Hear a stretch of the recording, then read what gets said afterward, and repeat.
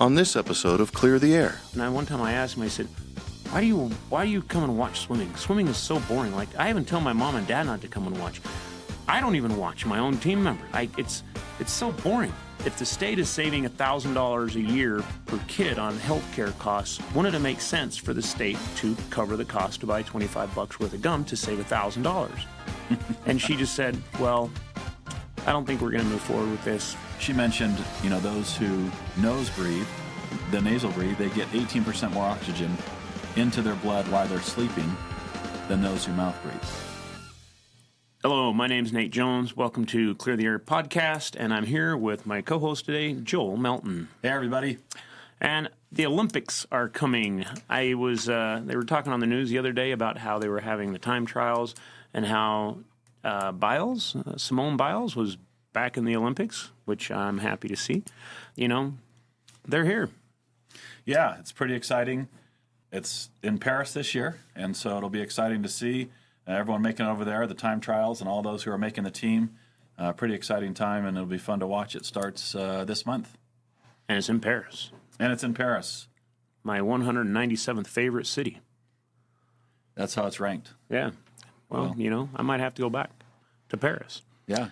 So with all this going on, we thought we'd have some Olympic-themed episodes just so we can talk about the Olympics.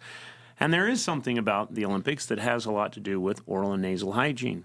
And so we're going to get into that. People being in peak physical condition. I mean, I'm not an athlete, but I try not to live in my glory days of when I was in high school. But I was an accomplished swimmer.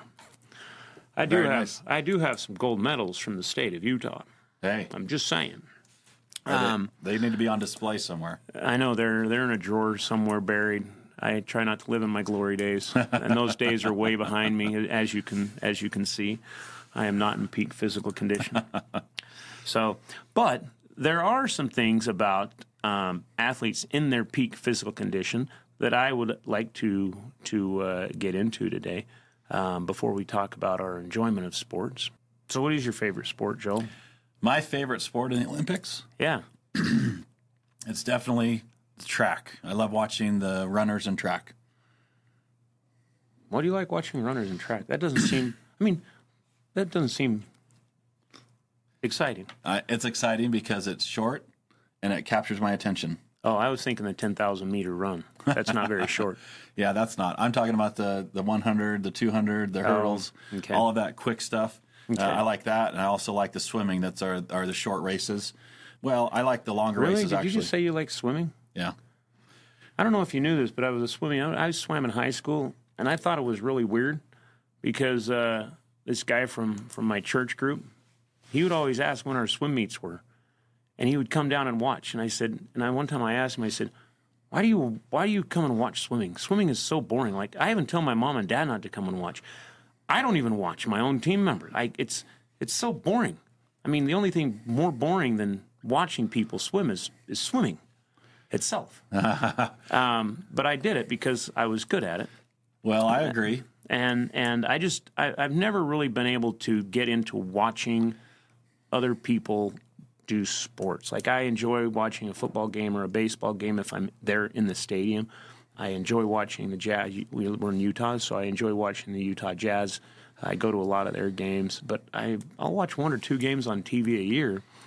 But when the Winter Olympics were here in Utah, I went to a number of the events, and we all laugh about curling. Where they're taking the little stones and everybody's brushing and But to be honest, I went to that, and that was actually kind of fun to watch in real life. And when I look at it on TV, even today, I'm like, this has got to be the dumbest sport in the world. But it is fun, and I can totally see how people get into it. But it is, I like them. I like to watch them live. So I don't know that I can really say that I have a favorite sport that I want to watch in the Summer Olympics because I'm not there.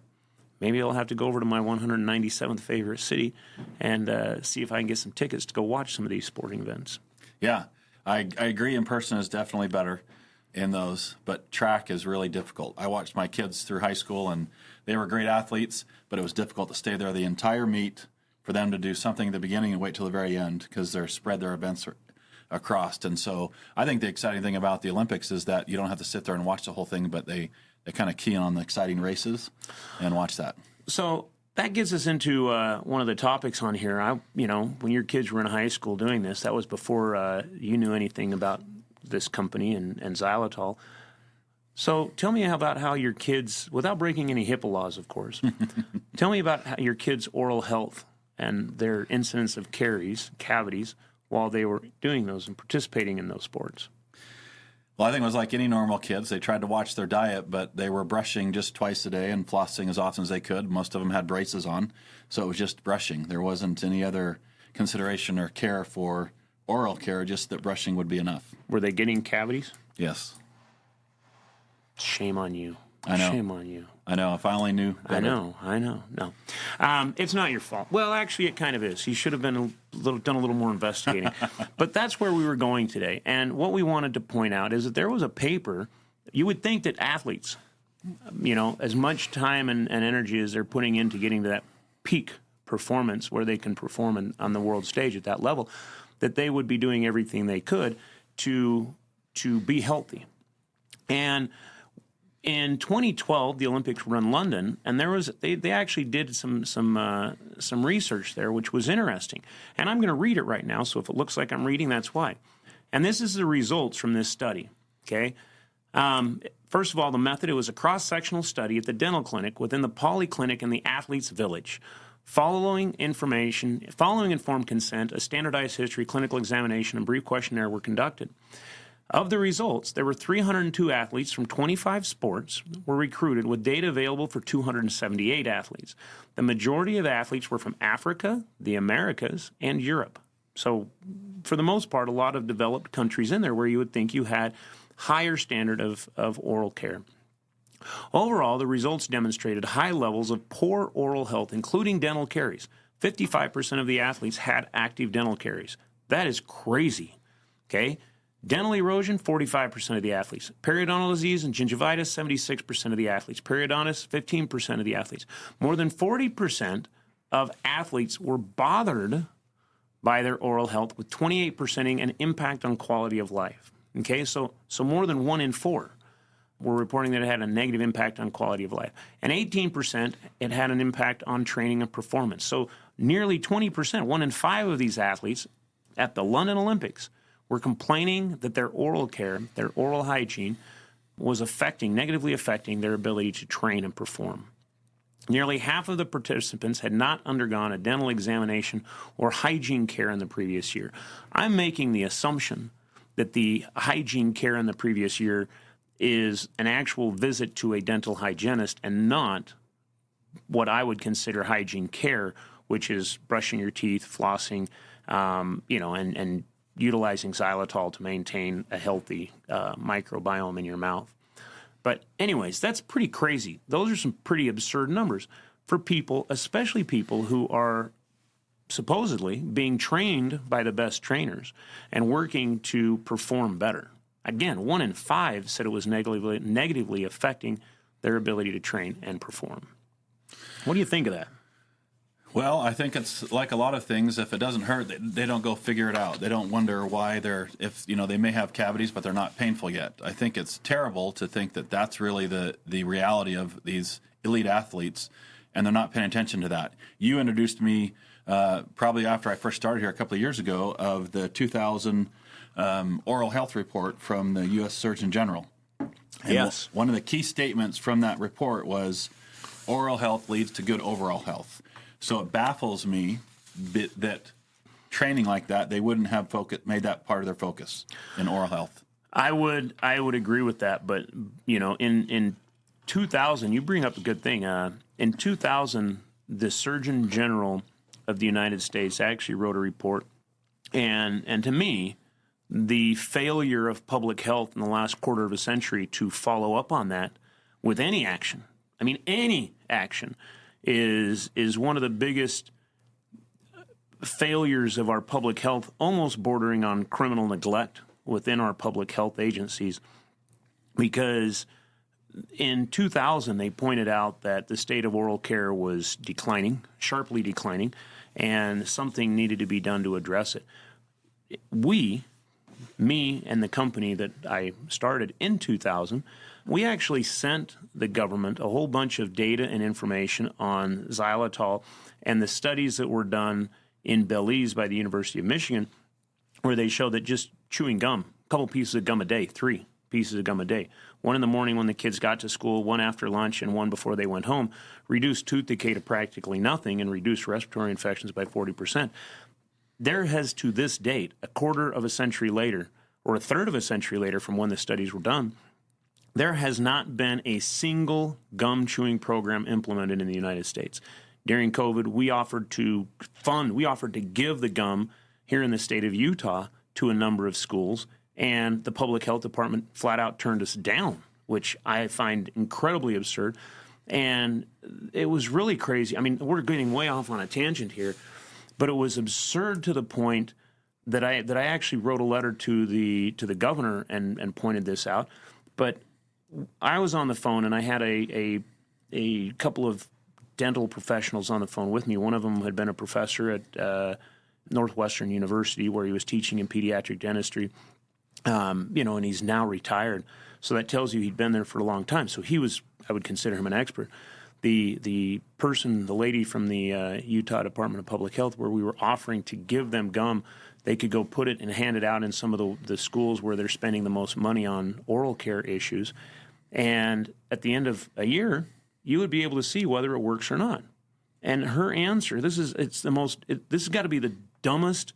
There's other words that aren't politically correct that I could use, but this has absolutely got to be one of the dumbest, inhumane things I've heard a person in public health say, because the studies are there showing that it's going to reduce tooth decay, and we're talking about children who are living in, let's say, underprivileged households where their parents can't afford, or they're not taking care of them, and they have massive tooth decay. They have tooth decay to where it's affecting their ability to concentrate in school. And these people in public health, when we discussed it, they said, yeah, we know about xylitol, we know what it does. And their answer was why they don't do it is because they said, okay, so if you give us the gum, okay, right now they're spending, I don't have the exact numbers off the top of my head because I wasn't prepared to talk about this today, but they're spending about $1,200 a year per child, the state is, on taking care of these kids. And so we went in there and I said, we will donate the gum for a year, and whatever gum you need, we'll donate it free of cost, whatever. Then you can come back and say it works or it doesn't work. And we said, the cost to do this in product is going to be about $25 a year per kid. So if you can take $25 a year per kid and reduce respiratory infections by 40% and reduce tooth decay to practically zero, you're going to save $1,000, okay, per kid. You're going to save 90% of what you're spending on each kid. And this lady looked at us and she said, so if the program works, who's going to pay for it the second year? And I about fell out of my chair. I said, well, if the state is saving $1,000 a year per kid on health care costs, wouldn't it make sense for the state to cover the cost to buy $25 worth of gum to save $1,000? And she just said, well, I don't think we're going to move forward with this. I think that we want to keep our money so that we can pay the doctors and the dentists to come in so that all of these children can have equal access to see a dentist and a doctor when they're sick and need help. Mm. And that just boggled my mind. Yeah, so it turned into a math problem. She couldn't quite equate that you were telling her she was going to save $1,000 by going this. I don't think it was a math problem. I think it was an empathy problem. I think it was a humanitarian. I think it was systemic. I mean, she just realized they could go to the doctor and get fixed for whatever they let go wrong. No, I think it was more of she didn't care about the kids. Mm. I mean, and that to me is the bigger problem. But getting back to the athletes, I want to talk about why you would think. I mean, most people would think that these athletes were not or would have good oral hygiene. And so I want to discuss some of the reasons why they do have improved or higher levels of tooth decay. Yeah, because I think the interesting thing with this study was that they were very careful to show that they were taking care of their teeth in what we consider a good oral care. There was a large percentage, over 90%, that were brushing their teeth twice daily. Yeah. And then there was a large percent that were flossing. Yep. And so there was some other element that was causing that, because most people think that that's enough oral care. Correct. But where it comes down to is there's two things that athletes do that a lot of other people don't do. One of it is when they're training, they breathe through their mouth. And when you breathe through your mouth, you're going to create dry mouth. It's just the way it is because you're drying out your mouth. And the other one is you're eating a lot more carbohydrates, which carbohydrates are actually what feed the bacteria in your mouth that cause tooth decay. Those are two huge contributing factors to the increase in bad oral hygiene, incidence of tooth decay. And one of the things that we'll touch on for just a minute here is that we know that using a nasal spray like Clear actually helps improve your oral hygiene because it opens your airways so that you can breathe through your nose a lot better. So you're not forced to mouth breathe as much.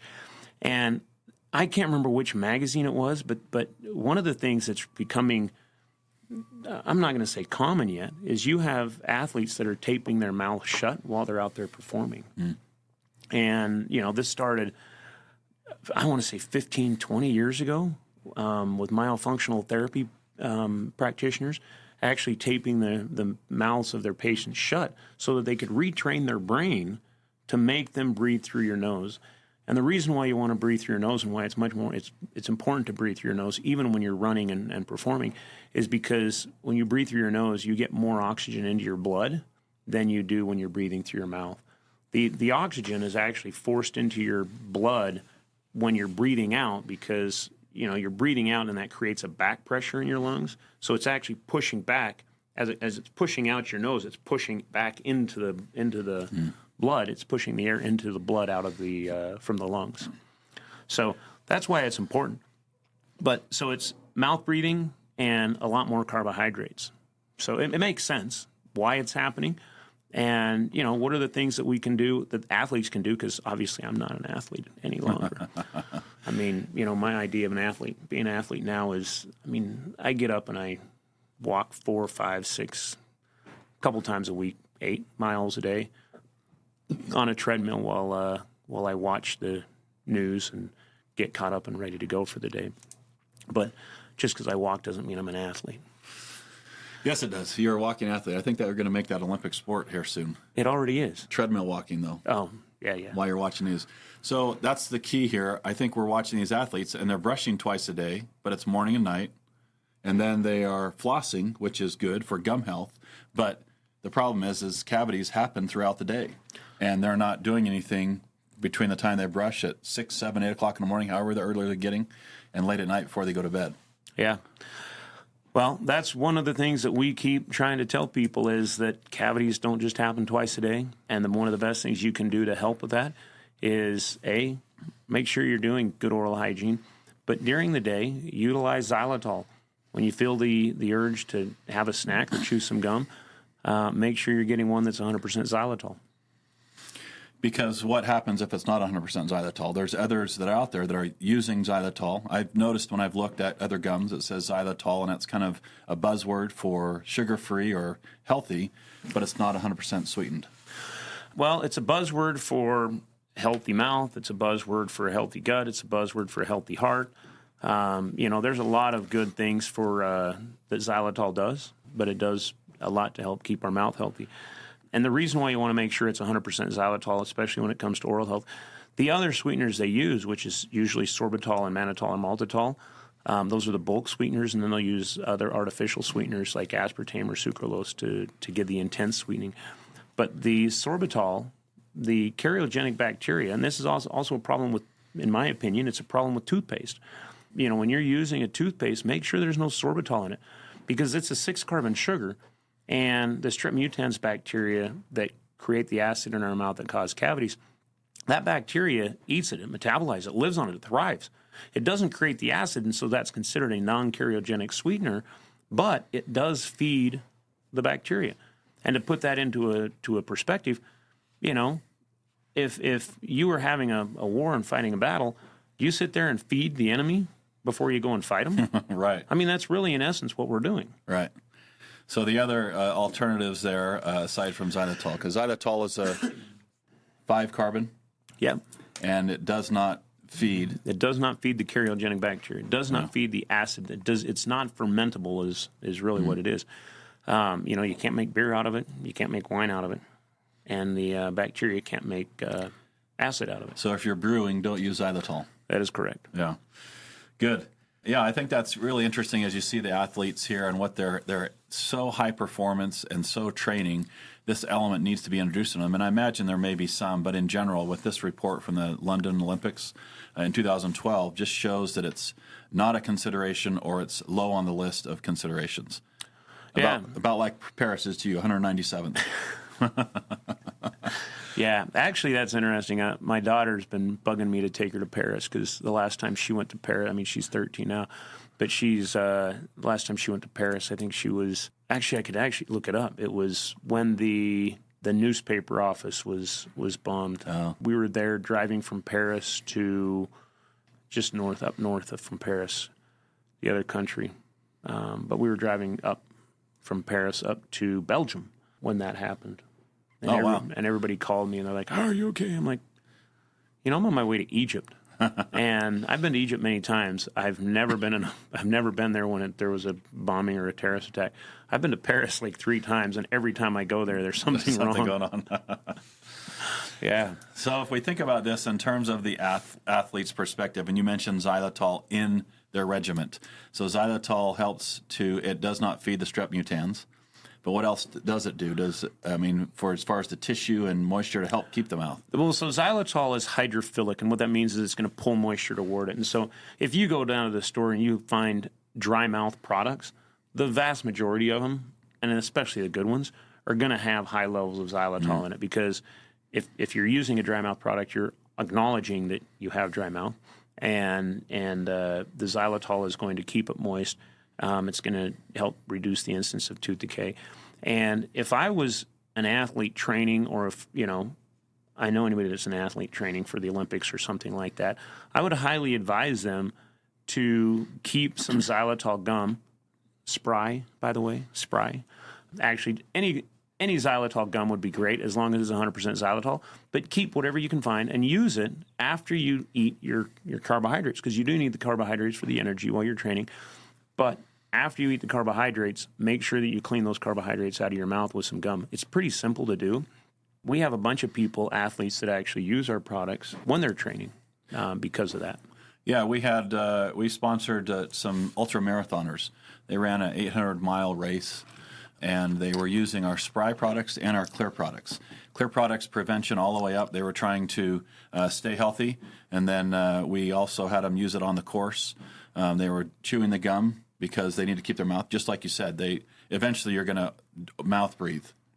It's ideal to nose breathe the whole time, but you're eventually going to mouth breathe just because of pure exhaustion. They just need to train harder. Yeah. Put tape over their mouth. Yes. Yeah. So that was the key, is they got to introduce that, some dry mouth or moisturizing spray to help with dry mouth, or the gum, so that the xylitol has that benefit. And I think that's great. One of the things that is interesting here, as you see the athletes and they're doing this, I wonder what it would take to have them be introduced to this and then put it in their regimen. It seems like most of them are pretty regimented in their daily activities. They're getting up at a certain time. They're doing certain things. It would seem like something like this would be, putting xylitol in their use would be easy to do. I think it would be. Yeah. I mean, I'm not training for the Olympics. I probably should, but I'm not. I'm past that prime age, until my next life. Yeah. So I think it would be great. So the other thing is, with mouth breathing, you talked about some of them taping their mouth. I think this, even with the athletes as well, a lot of people end up mouth breathing when they sleep. And you mentioned the myotherapy. And I think a while back we had Tricia O'Hare in here, and we had a conversation with her. She mentioned, those who nose breathe, the nasal breathe, they get 18% more oxygen into their blood while they're sleeping than those who mouth breathe. Correct. I learned about that, I want to say 15, 16 years ago. I started taping my mouth shut. And it sounds really bizarre, but it really isn't that big of a deal. Just before you go to sleep, you put a piece of duct tape and wrap it around your head. No, I'm kidding. I'm kidding. It's not like that. It's just a little piece of tape, and you put it right here, and it keeps your mouth closed. But you do that, and you actually train so that, I mean, I don't want to get too graphic here, but when you're asleep, instead of sleeping like this, you sleep with your head turned down a little bit, because that encourages you to keep your mouth closed. You know, with my children, you know, I would go up and put them to bed, and I would go back up after they were asleep. This is when they were younger. But you would go in, and if they were sleeping with their mouth open, I would actually pinch their mouth shut until it stayed shut. And, you know, they breathe through their noses now. Yeah. Yeah, I do. I actually started taping my mouth. I consider myself fairly claustrophobic at times, and so I panic the same thing. I use a mouth tape that just goes around the outside and holds the lips closed, but it doesn't go across the lips. I've tried the cross the lip tape, but it actually works, and it actually provides better sleep. And I wonder if that's something as well, just the whole mouth breathing, sleep and awake for these athletes, certainly contributing to some of their downfall and their terrible teeth. I hadn't even thought about that, but you're right. If they're breathing through their mouth while they're sleeping, that's going to lead to more tooth decay also. So we talked about the diet as well. You talked about carbohydrates as a contributor to the overall downfall of their oral care. Correct. And so with that, the carbohydrates, there's not much they can do. So we promote something called Spry 5. And Spry 5 is getting enough doses throughout the day. So you mentioned if they're taking that. So even if they're taking, you know, goos or other high energy, high carbohydrates, it's making sure that after they eat those, they're taking that. And they can take it more than 5 times a day. Yeah. It's just every time they introduce that to their mouth to get rid of feeding the strep mutans, they want to take xylitol, right? Correct. And if you take 3,000 pieces of gum a day, you know, there's a paper that says it might hurt your heart, but yeah. up to 2,999. It might be okay. Yes. So, but we recommend 1 to 2 pieces, right? You're getting 1 to 2 grams of xylitol. Yeah. 1 to 2 dose. pieces a couple times a day. And if you're using a xylitol toothpaste, I mean, the big thing is if you're using it on a regular basis, what we learn from all of the data and the studies is that what you're doing is you're actually changing the microbiome of bacteria in your mouth to bacteria that don't create acid. So even when you're eating, if you've changed that microbiome, if you get rid of the acidogenic, the bacteria that create acid out of your mouth, this is what the belly sugar study showed, is that even if you stop chewing xylitol gum at that point, you're still not going to get nearly as much tooth decay because you get rid of the bacteria. You've gotten rid of the infectious disease. I mean, you can see from this paper and from this data that even the dentists that are working with the Olympic athletes, they are continuing to look at tooth decay as a structural illness and not as a bacteria as the bacterial infection that it is. You know, and if they change their mind and start looking at it as a bacterial infection, how do you treat it? Well, you treat it by chewing xylitol. Well, I think it's interesting, too. You know, there's obviously plenty of high-performance studies that happen when they put athletes on a treadmill and they put a mask on them to manage their O2 and watch their levels and everything. It would be interesting at some point to see either with nasal spray with xylitol and or gum in oral care and see what that does to a high-performance athlete at their highest level. You know, I think I could probably get a doctor to do that. You know, they did a study, and this is something that talks about, you know, for athletes too. But they did a paper that was published a number of years ago, I want to say 2016, 2017, where they took people that came in. So these are not athletes, these are people that already have issues.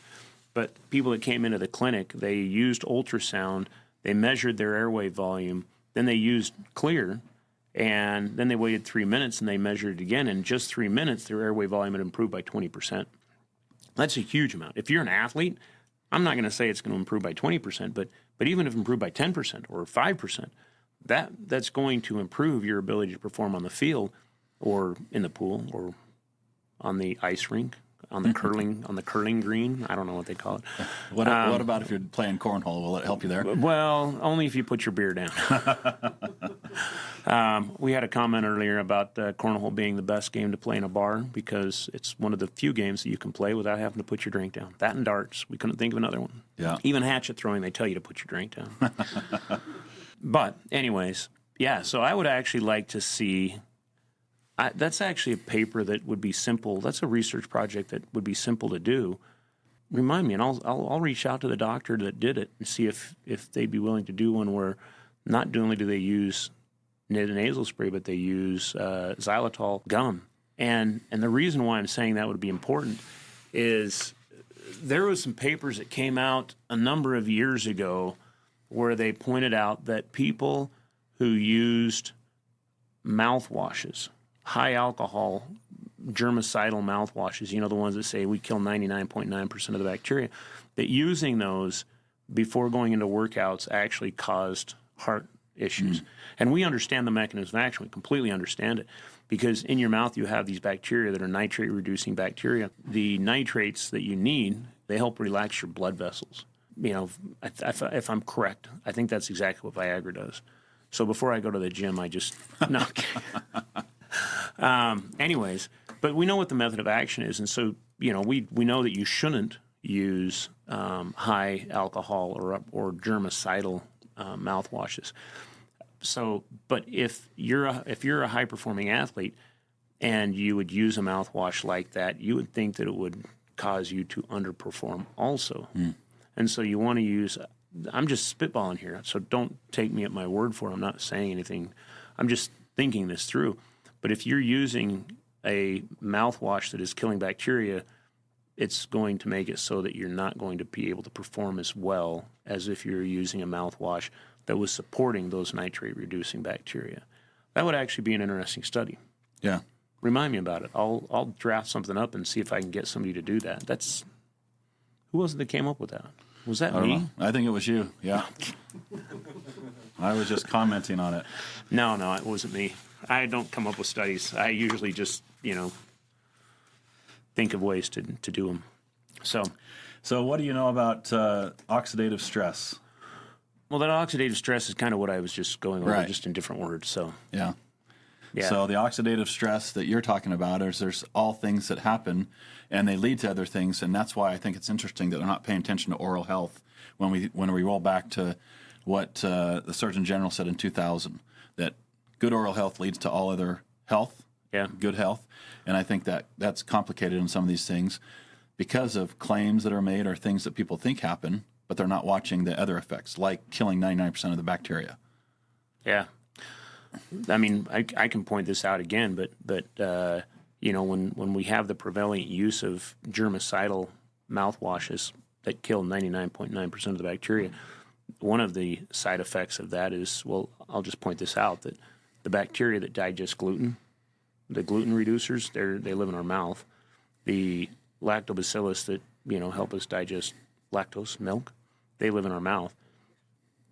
So logic would tell you that if you're sitting there fighting a war and trying to kill all those off, you're going to start having a population that is gluten intolerant and lactose intolerant. I don't know if we're there, but every time I go into a menu or a restaurant, they're like, "Are you lactose intolerant? Are you gluten intolerant?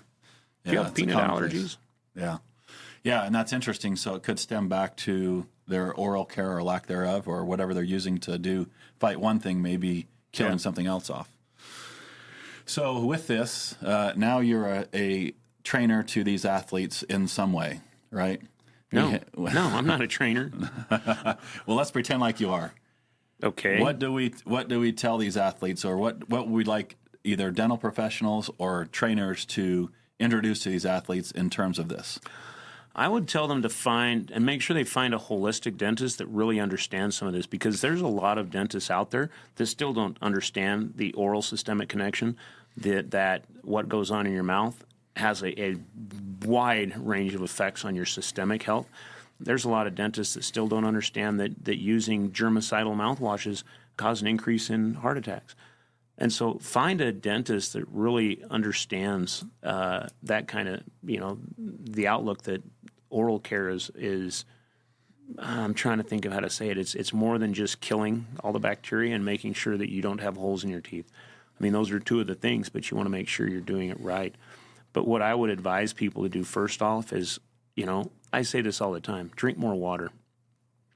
We don't drink enough water. Athletes don't drink enough water. I swam, and I never thought I would get thirsty, but I was always thirsty when I finished swimming. And I was always afraid to just gulp down the water in the pool because I thought there was too much pee in it. But the other thing is, make sure you're using xylitol gum. Make sure that you do go see the dentist, and use some xylitol gum after you eat your meals or your goo packs or whatever carbohydrate you're using when you're training. Unless you're playing cornhole, then you don't need any carbohydrates. And sports, another thing that people can do is these sports where they're using mouth guards, get some xylitol gel and just put some on the mouth guard. And when you put it in your mouth, that'll keep your mouth moist through the whole time you're training. So, those are just some of the simple things. Yeah, so then it turns in, as you mentioned, to systemic health concerns, or at least the methods that they can do to build up. Well, I think that's some sage advice. Keep your mouth moist. So here's the thing. When the Olympics start, everyone watch and see how many runners, swimmers won't do it because they're underwater, but how many other people are running or doing their events with their mouth open, and see what their performance is. Pay attention, because the ones that are performing the best will probably have their mouth closed. And if you don't trust me, don't believe me, go start just reading a couple articles before the Olympics and read a couple of these articles about the benefits of mouth breathing as opposed to nasal breathing, or nasal breathing as opposed to mouth breathing, and how it affects performance, and then start watching the athletes. So, and one of the things that I think maybe I didn't realize or recognize, and I've been in and around dentistry for a little bit, is the protection that saliva. It's not just to moisturize your mouth, but there's protection in your saliva for your teeth, and that's why you want to keep your mouth moist. It helps to lower or keep the pH in balance, and it helps to protect as well. And so when you go to a full dry mouth, you're actually inviting or making your teeth more susceptible to cavities or other disease. Yep, that is true. So that's the key. Well, what else? Any other advice for these athletes coming up? Win. Do your best. Go USA. Why do you always have to say go USA? Because that's our team. Oh, I like to see other athletes perform, but I want them all to do their best and let the best man win. So, Joel, before we finish up here, I'm just going to ask you one other question. Next time, the Olympics are going to be in L.A. They haven't been in L.A. since the 84? Yep. 84. 84 was at the Coliseum. I lived in L.A. So when you went to the Olympics there, what did you want to do? Pole vault. So, I'm just saying. Got time to slim down. You got 3.5 years before, actually 4 years to get in shape. And get my fighting weight. Because I don't know that there's a pole that will. I'll use a steel pole. I'm just kidding. But I'm going to go and I'll try to train to do the swimming, and I know that I float. That's all I need. So, all right. Anyways, that's another episode of Clear the Air podcast, and thank you for listening or watching or whatever you're doing.